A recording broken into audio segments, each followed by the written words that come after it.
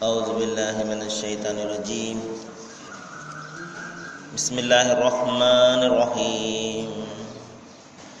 لتبلون في أموالكم وأنفسكم ولتسمعن من الذين أوتوا الكتاب من قبلكم ومن الذين أشركوا أذى كثيرا وإن تصبروا وتتقوا فإن ذلك من عزم الأمور.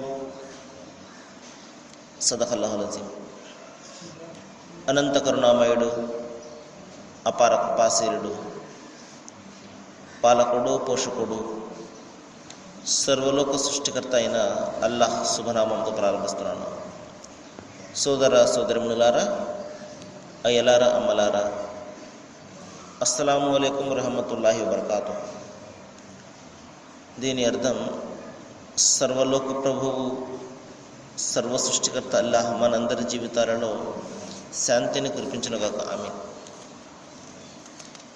ఇంతవరకు మనము మానవులందరి మార్గదర్శక గ్రంథమైన దివ్య ఖురాన్ నుండి 3వ అధ్యాయం 186వ వాక్యం యొక్క అరబీ మూలంను వినడం జరిగింది. దీని అనువాదం: విశ్వాసులారా, మీరు ధన ప్రాణాలకు సంబంధించిన పరీక్షను తప్పనిసరిగా ఎదుర్కొంటారు.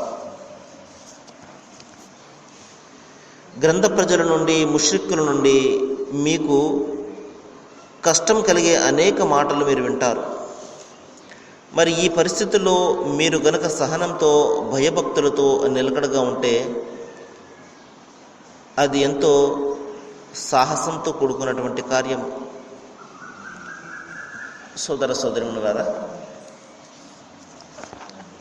సృష్టి ప్రభువు దైవం అల్లాహ్ విశ్వాసులకు ఒక హితోపదేశాన్ని చేస్తున్నాడు. మరి ఇంతకు ముందు గతించినటువంటి వాక్యాన్ని మనం ఒకసారి పరిశీలన చేసినట్లయితే, సృష్టి ప్రభువు తెలియజేస్తున్నాడు, మీలో ప్రతి ఒక్కరూ కూడా మీ ప్రతిఫలాన్ని మరణానంతరం పొందుతారు.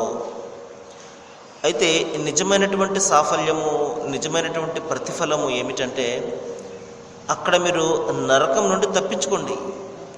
స్వర్గంలో ప్రవేశింపజేయబడినప్పుడు అది నిజమైనటువంటి సాఫల్యము అంటున్నాడు. కాబట్టి ఇక్కడ మనము ఎన్ని హంగులు ఆర్భాటాలతోటి జీవితం గడిపినప్పటికీ కూడా ఒకవేళ మనము ఆ స్వర్గాన్ని కోల్పోయినట్లయితే నిశ్చయంగా అత్యంత నష్టంలో ఉన్నవాళ్ళమే మనం. కాబట్టి సోదరులారా, భూమి ఆకాశాల విశాలమైనటువంటి ఆ స్వర్గం వైపునకు పరుగిడండి అని దైవం తెలియజేస్తున్నాడు. వసారిఉ ఇలా మగఫిరతు వ జన్నతు అర్జుహ సమావతి వల్ అర్ద్. కాబట్టి మనలో ప్రతి ఒక్కరం కూడా ఆ భయంకరమైనటువంటి నరకం నుండి తప్పించుకోవడానికి, భూమి ఆకాశాల విశాలమైనటువంటి స్వర్గాన్ని సాధించడానికి మరి మనము ప్రతి ఒక్కరం కూడా కృషి చేయవలసి ఉంటుంది. అయితే సోదరులారా, మరి ఎవరు సాఫల్యాన్ని పొందుతారు అంటే, నిన్న మనం వినడం జరిగింది, ఎవరైతే మన్ ఖాఫ మకామ రబ్బిహి నహ నఫ్స అనిల్ హవా, ఎవరైతే దైవానికి భయపడతారో, సృష్టి ప్రభువు ఒక్కడే అని ఎవరైతే విశ్వసిస్తారో, మరి ఒక రోజున నేను నా ప్రభు ముందు నిలబడి సమాధానం చెప్పుకోవాలి అన్న భయాన్ని కలిగి ఉండి ఈ జీవితాన్ని ఒక సక్రమమైనటువంటి మార్గంలో మలుచుకుంటారు. దైవభీతితో కూడినటువంటి జీవితాన్ని ఎవరైతే గడుపుతారో మరి అటువంటి వారు ఆ స్వర్గానికి వారసులు అవుతారు అని దైవం చెప్తున్నాడు. మరి అంతేకాదు సుమా, స్వర్గానికి పోవాలి అంటే మీరు 4 పనులు చేయవలసి ఉంటుంది అని దైవం చెప్పడం జరిగింది. అదేమిటంటే, ఇన్నల్లజీన ఆమను, మీరు విశ్వాసాన్ని ప్రకటించండి దైవం పట్ల. మిమ్మల్ని పుట్టించినటువంటి మీ సృష్టికర్త పట్ల మీరు విశ్వాసాన్ని కలిగి ఉండండి. ఆయన ఒక్కడే అని విశ్వసించండి. ఆయనకు సాటి సమానము లేదు అని విశ్వసించండి.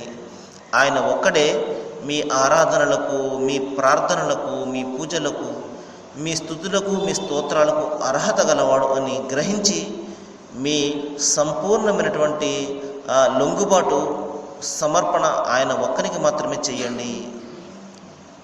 ఇంకా రెండవ పని, మీరు మంచి పనులు చేయండి. ఇంకా మూడవ పని ఏమిటంటే సహనాన్ని కలిగి ఉండండి. నాలుగవ పని ఏమిటంటే ఒకరికొకరు సద్బోధ చేసుకుంటూ ఉండండి, మంచిని వ్యాపింపజేస్తూ ఉండండి, మంచి కోసం పాటుపడండి, మంచి సమాజం కోసం పాటుపడండి. ఈ 4 పనులు మీరు చేసినట్లయితే అప్పుడు స్వర్గానికి వారసులు అవుతారు అని దైవం చెప్పడం జరిగింది సోదరులారా. మరి ఈ ప్రపంచాన్ని గురించి చెప్తున్నాడు, వమల్ హయాత దున్యా ఇల్లా మతాఉల్ గురూర్. ఈ ప్రపంచం ఒక మాయా వస్తువు మాత్రమే, కేవలము 3 నాళ్ల ముచ్చట మాత్రమే. అంతిమ దైవగ్రంథం ఖురాన్లో సృష్టి ప్రభు ఈ ప్రపంచం యొక్క వాస్తవికతను గురించి ఈ విధంగా తెలియజేస్తున్నాడు. ఇన్నమల్ హయాత దున్యా లఇబ్ వల్లహబ్. ఈ ప్రపంచము కేవలం ఒక తమాషా, ఒక బాహ్య పటాటోపం మాత్రమే. వతఫాకురం బైనకుం వతకాసురం ఫిల్ అమ్వాలి వల్ ఔలాద్. ఒకరినొకరు గొప్పలు చెప్పుకోవడము, ఒకరిని మించి ఒకరు మరి ప్రపంచాన్ని పొందాలి అన్న తపన తప్ప, తమ సంపదనలో తమ సంతానంలో ఒకరిని మించిపోవాలి ఒకరు అని ఇక్కడ కృషి చేయడం తప్ప ఈ ప్రపంచం ఏది కూడా కాదు అని దైవం చెప్తున్నాడు. వల్ ఆఖిరతు ఖైరు వ మనిత్తక. మరి ఎవరైతే దైవానికి భయపడతారో అతనికి ప్రపంచం కంటే పరలోకమే మేలైనది అంటున్నాడు. కాబట్టి సోదరులారా, దైవము ఈ ప్రపంచాన్ని మనకు ఎందుకు ప్రసాదించాడు అంటే శాశ్వతమైనటువంటి ఆ పరలోకాన్ని మనం సంపాదించుకోవడం కోసము, ఇక్కడ కృషి చేయడం కోసము. అంతే తప్పించి ఇక్కడ ప్రపంచాన్ని ఊరికి మనకు ప్రసాదించలేదు సోదరులారా. ఈ విధంగా అయితే ఒక విద్యార్థి పరీక్ష ఆ హాలులో 3 గంటల పాటు పరీక్షలు రాస్తాడు, అదేవిధంగా మనకు లభించినటువంటి ఈ జీవితము రాబోయే ఆ పరలోకాన్ని సాధించుకోవడం కోసము, సంపాదించుకోవడం కోసము, నరకం నుండి తప్పించుకోవడం కోసము, స్వర్గాన్ని మనము సాధించుకోవడం కోసము దైవం మనకు ఇచ్చినటువంటి అమూల్యమైనటువంటి అవకాశం. కాబట్టి ఈ అవకాశాన్ని మనం ఉపయోగించుకోవాలి. ఈ విధంగా అయితే ఒక రైతు మరి ఆ భూమిని దున్నుతాడు, విత్తనాలను జల్లుతాడు, నారును పోస్తాడు, నీరు పెడతాడు. ఈ విధంగా అన్ని రకాల జాగ్రత్తలు ఏ విధంగా అయితే తీసుకుంటాడో ఒక మంచి పంట నాకు రావాలి అని, అదేవిధంగా సోదరులారా ఇక్కడ మనము కృషి చేయాలి. ప్రతి చిన్న విషయాన్ని కూడా తక్కువగా భావించకూడదు. కారుణ్యమూర్తి మహాప్రవక్త ముహమ్మద్ సల్లల్లాహు అలైహి వసల్లం చెప్పారు, నీవు మంచి పని చిన్నదైనప్పటికీ కూడా అది చిన్నది అని భావించకు. ఏ మంచి పని అయినా చేసి పరలోకాన్ని సాధించుకోవడం కోసం కృషి చెయ్యి అన్నారు. నీ సోదరునితో నువ్వు చిరునవ్వుతో పలకరించడం కూడా తక్కువగా భావించకు, అది కూడా మరి నీకు పుణ్యాన్ని ఇస్తుంది అన్నారు. దారిలో ఏదైనా వస్తువు, ప్రజలకు బాధ కలిగించే వస్తువు ఏదైనా పడినట్లయితే అది తీసి పక్కన పెట్టడం, అది కూడా చిన్న పనిగా ఎంత మాత్రం కూడా భావించకు, అది కూడా నీకు పుణ్యాన్ని ఇస్తుంది అన్నారు. కాబట్టి సోదరులారా, ఇక్కడ మనము పరలోకాన్ని సాధించుకోవడం కోసము ప్రతి చిన్న పని కూడా మనము సాధించి పుణ్యాలను సంపాదించుకోవాలి. ఈ పుణ్యాలను సంపాదించుకునే నిమిత్తమే దైవం మనకు ఈ జీవితాన్ని ఇచ్చాడు. ఈ జీవితంలో కొంతమందికి ధనాన్ని ప్రసాదిస్తాడు, ఎక్కువగా పుణ్యాలు చేసుకోవాలి అని, కొంతమందికి తక్కువ ధనాలను ప్రసాదిస్తాడు. మరి ఇక్కడ దైవము మన యొక్క ఆంతర్యాలను గమనిస్తాడు, మన సంకల్పాలను గమనిస్తాడు తప్పించి తక్కువ ఖర్చు పెడితే తక్కువ పుణ్యము, లేకపోతే ఎక్కువ ఖర్చు పెడితే ఎక్కువ పుణ్యము అని ఎంత మాత్రము కాదు సోదరులారా. అంతిమ దైవగ్రంథం ఖురాన్లో చెప్తున్నాడు, లయనాల అల్లాహు లహుముహా వలా దిమాహువా వలాకి యనాలు తక్కువ అంటున్నాడు. అంటే మీరు సమర్పించేది ఏది కూడా ఆయన వద్దకు వెళ్ళదు. ఆయన వచ్చి కిందకు వచ్చి ఏమైనా తింటాడా సోదరులారా, ఏమైనా త్రాగుతాడా? ఆయనకి ఏంటి అవసరం? ఆయన మన యొక్క ఆంతర్యాలను గమనిస్తాడు, మన సంకల్పాలను గమనిస్తాడు. మనం ఎటువంటి సంకల్పంతో, ఉద్దేశంతో మనం ఆ పని చేస్తున్నామో అది గమనించి దాని ప్రకారం మనకు పుణ్యాలను ఇస్తాడు తప్పించి మనము సమర్పించి ఏది కూడా ఆయనకు రాదు. మనము ఎంతో కష్టపడి ఆరాధనలు చేస్తుంటాము, నమాజులు ఆచరిస్తుంటాము, మరి అనేక రకాల సత్కార్యాలు చేస్తుంటాము. మరి దానికి తగ్గ ఫలితాన్ని మనము మాత్రమే పొందుతాము తప్పించి ఆ దైవానికి ఏమి కూడా వెళ్ళదు. ఈ విషయాన్ని మనం గమనించాలి సోదరులారా. మరి ప్రపంచం యొక్క వాస్తవికతను దైవం తెలియజేస్తున్నాడు.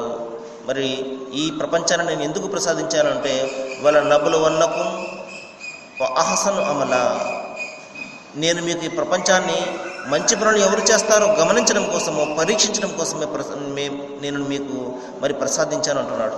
కాబట్టి సోదరులారా, ఈ ప్రపంచంలో మనము మంచి పనులు చేస్తూ మరి ఆ రాబోయే పరలోకాన్ని సాధించుకోవడం కోసము కృషి చేయాలి. సరే, ఇప్పుడు ఈ రోజున మనము విన్నటువంటి వాక్యం యొక్క అర్థం ఏమిటంటే, అవిశ్వాస మార్గంలో అనేక మంది ప్రయత్నాలు చేస్తుంటారు. అవిశ్వాసం అంటే నేను అనేక సందర్భాల్లో చెప్పాను సోదరులారా, దైవ భావన పట్ల సరైనటువంటి అవగాహన కలిగి ఉండకపోవడం కూడా అవిశ్వాసంలోనికి వస్తుంది. దైవం ఒక్కడు కాదు అని భావించడం కూడా అవిశ్వాసం కిందకే వస్తుంది. కాబట్టి ప్రధానంగా దేవుడు ఒక్కడే అని భావించడము, అంతేకాకుండా ఆయనకు సాటి సమానం ఎవరు కూడా లేరు అని భావించడము, ఆయన చనిపోడు, ఆయన పుట్టడు, ఆయన సృష్టికర్త, మరి ఆయన లాంటి వాడు కానీ ఆయనతో సమానమైన వాడు కానీ ఎవరు కూడా లేరు, ఆయనకు ఏ అవసరము లేదు, ఆయనకు ఎవరు సంతానము లేదు, ఆయన కూడా ఎవరికి సంతానము కాడు. ఈ విధంగా దైవానికి గుణగణాలు ఉన్నాయి అని విశ్వసించడము, ఇది నిజమైనటువంటి విశ్వాసము. దీనికి వ్యతిరేకంగా ఉన్నటువంటి ప్రతీది కూడా అవిశ్వాసం కిందకే వస్తుంది సోదరులారా.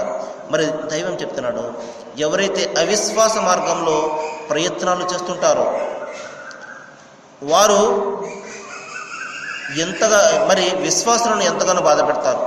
తమ మాటల ద్వారా బాధ పెడతారు, తమ చేతల ద్వారా బాధ పెడతారు.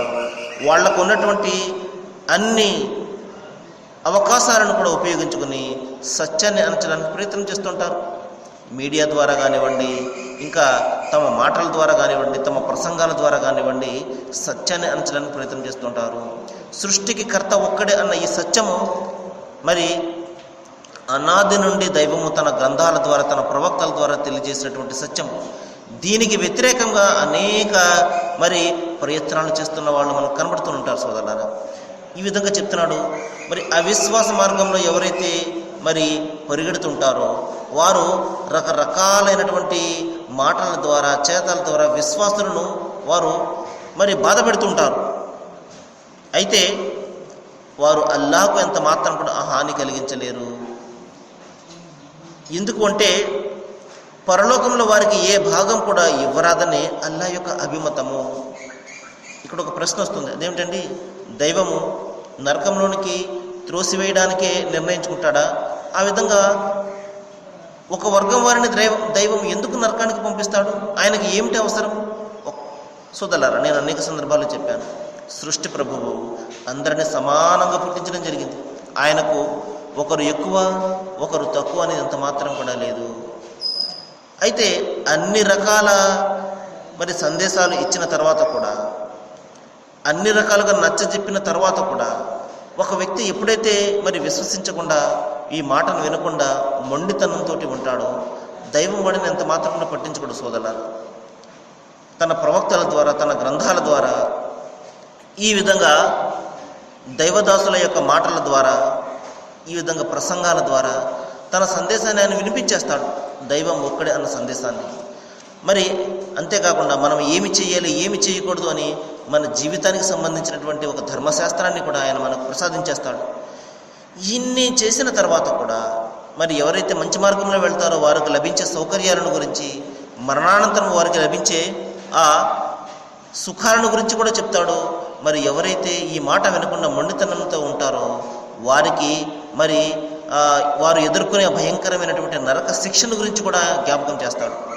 ఇన్ని చేసిన తర్వాత కూడా ఎవరైతే మొండితనంతో ఉంటారో, నాకు సంబంధం లేదు ఇది అని ఎవరైతే ఉంటారో, సరే వచ్చిన తర్వాత చూసుకుందామని ఎవరైతే ఏమరపాటులో ఎవరైతే పడి ఉంటారో అటువంటి వారిని దైవం ఎంత మాత్రం కూడా పట్టించుకోడు సోదరులారా.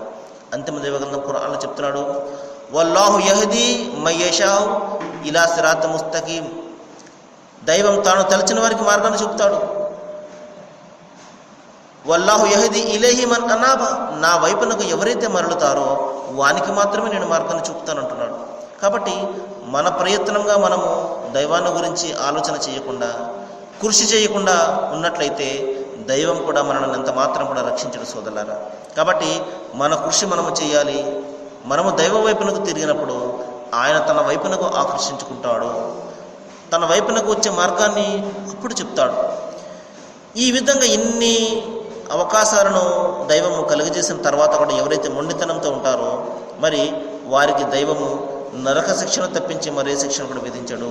అటువంటి వారి కోసమే దైవము నరకాన్ని మరి సిద్ధం చేసి ఉంచాడు. సరే సోదరులు, మరికొన్ని విషయాలు మనము రేపు మాట్లాడుకోవడానికి ప్రయత్నం చేద్దాము.